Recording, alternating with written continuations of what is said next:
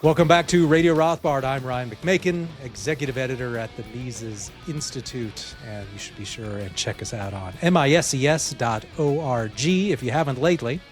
And today we're going to talk a bit about a elastic currency, which we're told is the sort of money that we need. Does it need to be elastic? Does it need to constantly grow?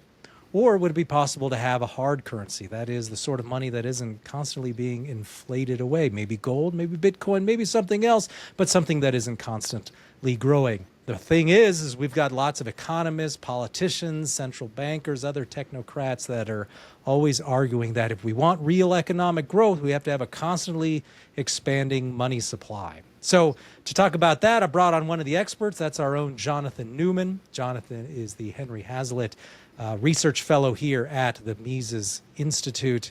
And he has an article recently called "Our Economy Has Never Needed an Elastic Currency." There's scare quotes around elastic, as there should be. Because, spoiler, we're going to tell you that you don't actually need an elastic currency. But let's just go ahead and kind of get into an issue that I think is related, and this can take us then, I think, more into depth on the elastic issue. Now, Jonathan, a question I often get, sometimes even in real life, from like real people that you meet, like at other places that aren't libertarian events or whatever. And they'll ask, well, I read somewhere that we can't ever go back to a gold standard because the money supply, there wouldn't be enough gold to go around. That in order to have a growing economy, you have to have a growing money supply. So on this issue of like this real foundational issue, does it matter how much money you have? Do you need to have a money supply that it's very large in order to have a good economy? And so let's just kind of look at that on a real fundamental level, and then I think we'll get into some of the other specifics that you discuss in your article. Sure. Yeah. I mean, it's a good question. It seems like if you just take first glance at the issue, it seems like if our economy is growing, it seems like we need the money supply to grow as well. It's like we've got more goods and services, production is increasing, there's maybe population increases as well. And so people come to this sort of natural conclusion, well, everything else is increasing, population, technology, production, all these other things are increasing, and that means we need the money supply to be increasing as well. And this was a big part of the push to get a central bank, is that people wanted a so-called elastic currency, something that would expand with the, quote, needs of trade. And the point that I make in the article is that money, I mean, in spite of that sort of obvious conclusion, that sort of naive conclusion that people come to, money is an exchange commodity, which means that prices can adjust. So if prices can adjust, it means that any amount of money will work. That any amount of money is totally fine for an economy to be healthy, for it to grow. We can have expanded production of goods and services, increases in population. All of those sorts of things can happen with a fixed supply of money. Now, gold was not fixed because, we had gold rushes throughout human history where we discovered new veins of gold and that sort of thing. So it wasn't fixed, but even in that case with gold, the new production of gold would only happen when it was profitable to do so. So we would only get an increase in the supply of money in a gold standard if it wasn't cost prohibitive to do so. And so, sort of a weird thing about gold production in a gold standard is that unlike other businesses that produce shoes or whatever, they, in order for them to earn a profit, they have to sell the output. They have to sell the shoes to consumers, and they get that revenue. And then if it's profitable, then the revenues exceed the costs. So there's this last step of having to sell the thing. But the interesting thing about gold production in a gold standard is you actually produce the thing that is your revenue. So if you can make more gold than it costs you to produce that gold by paying workers, paying for land, paying for factors of production that go into gold mining and minting, then it's profitable. Okay, so I know it's sort of a lot of technical details there, but what the implication of that is, we only get more gold production when market conditions dictate that it's an economizing use of those resources, that it's not wasteful to make more gold. And this is something that Christopher Hansen and I talked about in the papers, is that we can't call gold production in a gold standard inflation, because here it's responding to market conditions. People are actually getting the thing that they want. They've indicated through the value of gold and the value of the factors of production in gold production that this is a good use of our resources. We want those factors of production to be used for making more gold as opposed to something else. Now, to get back to your question about do we have enough gold? So, like, suppose tomorrow the U.S. government says we're going back to a gold standard. So some people might wonder, do we have enough gold? And the answer is yes. So if we were to go back to a gold standard, it just means that prices would have to change. They have to be different than what they were before. We might have, there might be like tiny little gold coins, that actually might impose some difficulties in using actual physical gold for transactions. But the thing is, if we have a banking system that can put some gold in a vault and then issue notes that represent the weights of gold in the vault, you can trade tiny little fractions of an ounce of gold with either pieces of paper. And there's also this new phenomenon.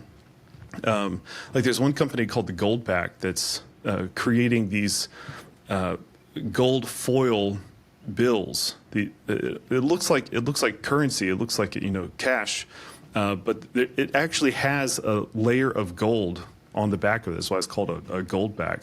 And I can't remember the exact weights that they put, but they have different denominations. But it's perfectly feasible. It's technologically easy to transact with even tiny amounts of gold. Now, in a worst case scenario where we can't get small enough sizes of the money, in the case that we're talking about now, gold, then oftentimes what you see is people switch to two goods being used as money. So, like we've seen throughout history, it wasn't just gold that was used as money, but gold and silver, and sometimes even less scarce metals like copper, for example.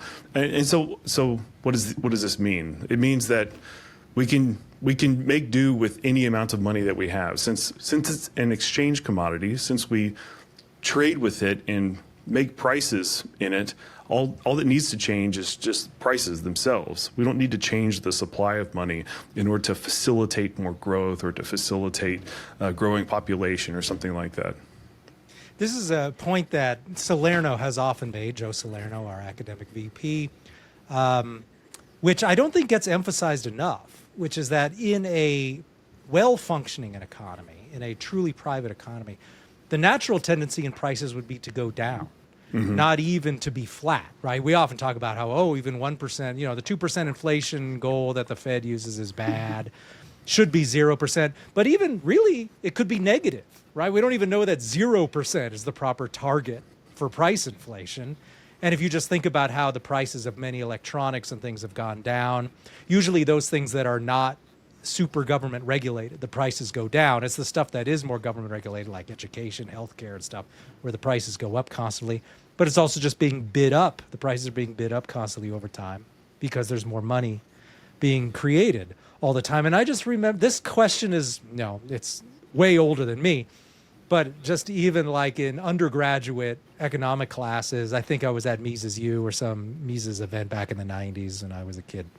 And one of the other students asked, well, I mean, what a loaf of bread then, if we just had like this stable amount of gold, a loaf of bread would be like, a fraction of a cent to buy, given the current price of gold and all that stuff. And right, the professor, whoever it was, is like, so you're overcoming scarcity. Like, what's the problem? So now you can buy a loaf of bread for like a quarter of a cent.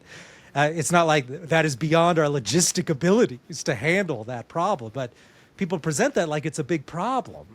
And it's odd to see why that's a problem. But people become accustomed to just thinking in these terms, right? Well, we need more money. And I think that takes us to the next question then, is right. So we've covered kind of this basic issue of it doesn't matter how much money is in the economy. And Mises covers that, right? Like he basically just addresses this issue, right? Any amount of money is the correct amount of money.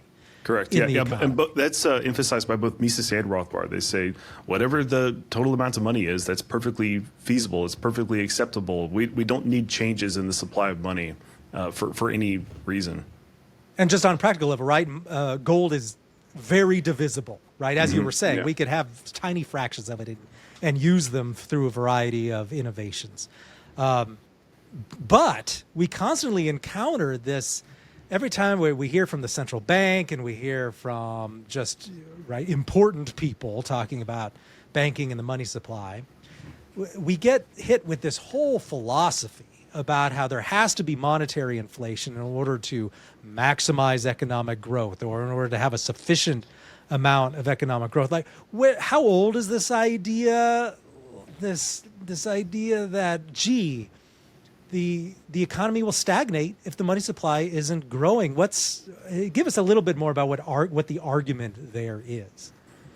Well, yeah. So I think so I mentioned in the article that it was mentioned in the Federal Reserve Act that the goal of the Fed was to furnish an elastic currency. That was like I think it was the first sentence of the act. It's like just describing what is this thing that we're creating. It's something that will furnish an elastic currency. And I think part of the reason that was put in there is because people had this recent experience of banking panics. So people saw that banks were going under and they were losing their deposits. And so they came to the wrong solution, basically. Of course, people in the Misesian and Rothbardian tradition would say, well, no, the solution is to have banks keep 100% reserves, or at least higher reserves, so that you don't have these banking panics where banks are collapsing because depositors are running to the bank trying to withdraw their checking accounts. So instead of coming to that solution, of course, the banking interests at the time, they really wanted to maintain this very profitable endeavor that they had going on with fractional reserve banking, but they also knew that banking panics were unpopular, and banks themselves don't like to fail. So the people who own banks, they don't want their banks to fail. And so instead of coming to the sort of the more difficult solution of, okay, there has to be some limits on how much bank credit is expanding, we have to impose higher reserve requirements or at least clear up the contracts associated with banking.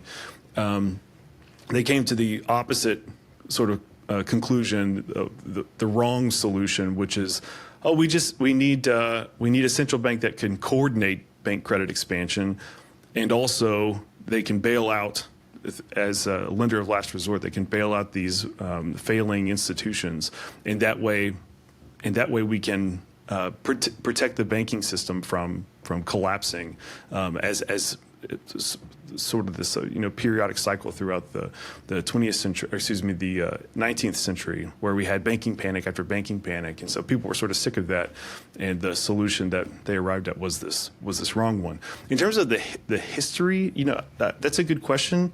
I'm sure you can go back into the history of economic thought, and you can find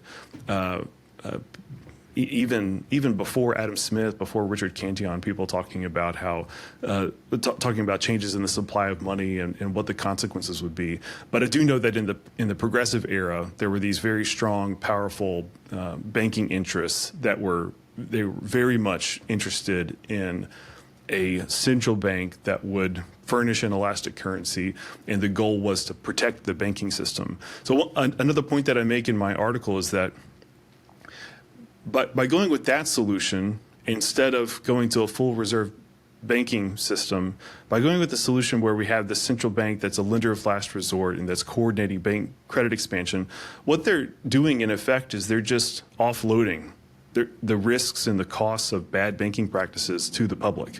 So now, instead of a bank failing because it had lent too much, it had expanded fiduciary media too much, instead of a bank failing and then better banks take its place, now we just have this case where everybody is having to bail out. So all taxpayers and all money users, because a lot of it is financed through inflation, are the ones who are paying the costs of bailing out these bad banks. So it's like we're now in this situation where everybody is now bearing the costs of the bad banking practices in the banking system.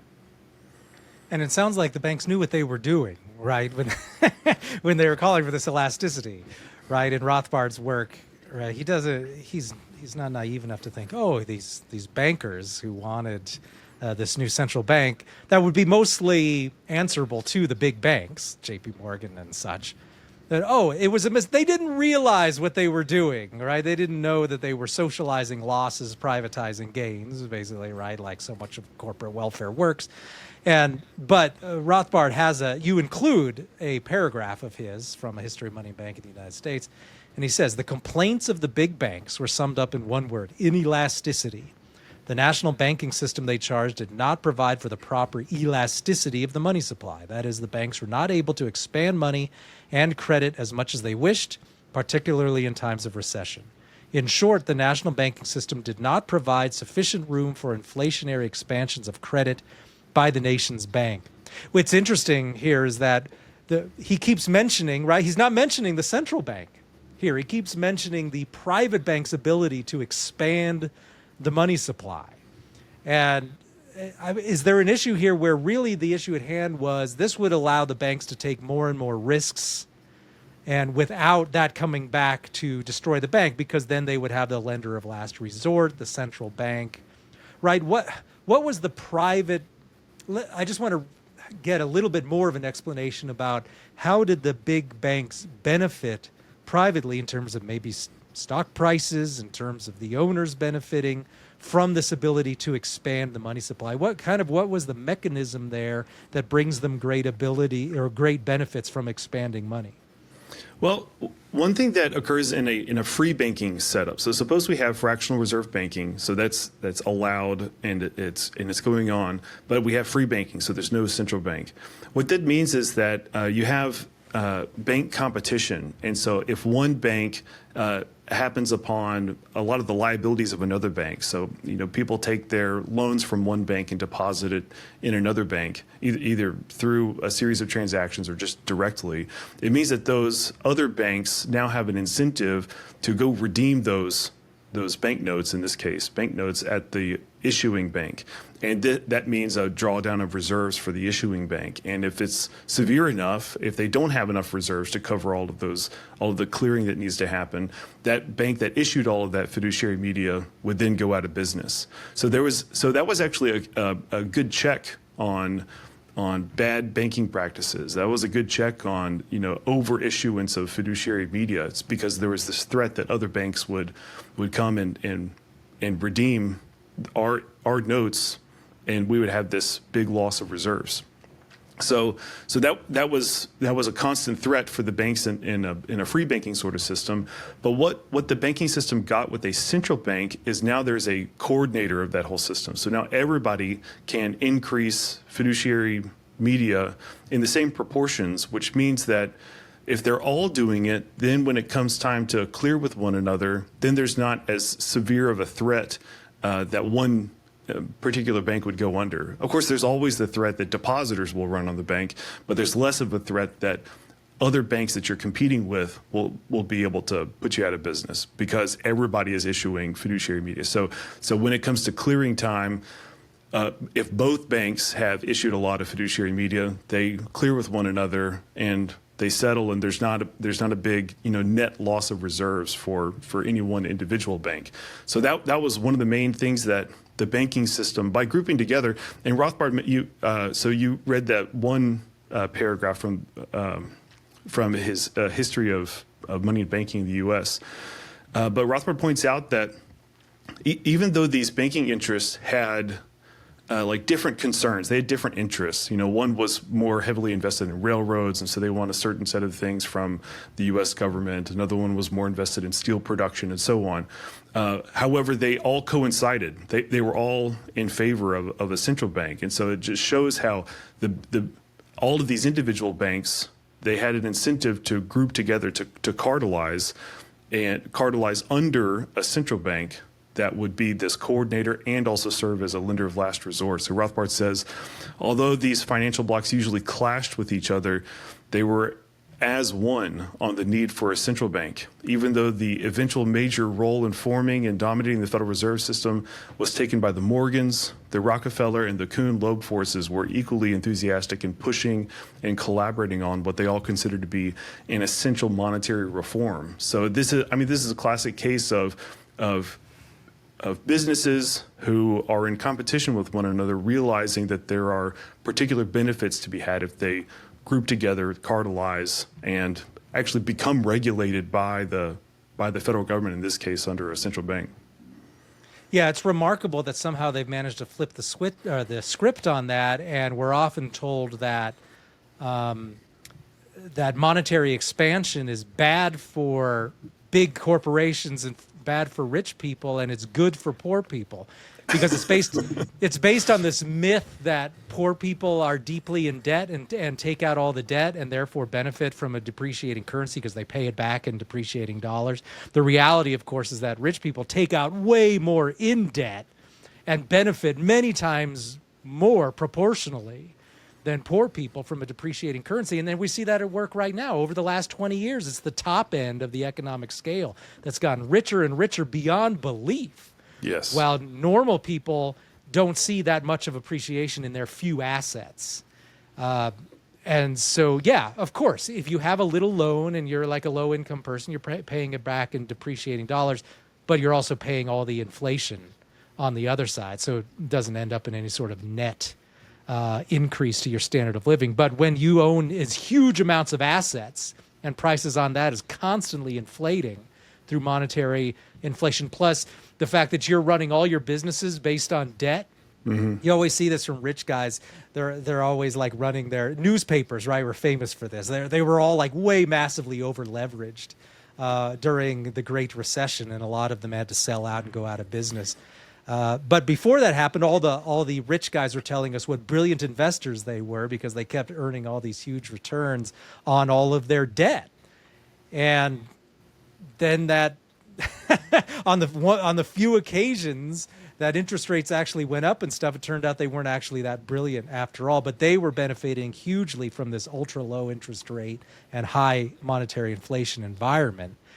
And yet we're just told that no, if you want solid money, if you want low inflation, you want higher interest rates, you must be against poor people. So it's amazing just how they've managed to seize control of that whole narrative. And this takes us then, I think, to the flip side of things, which is, and this is the last question too, right? And it's the issue of this deadly fear of deflation, mm-hmm. right?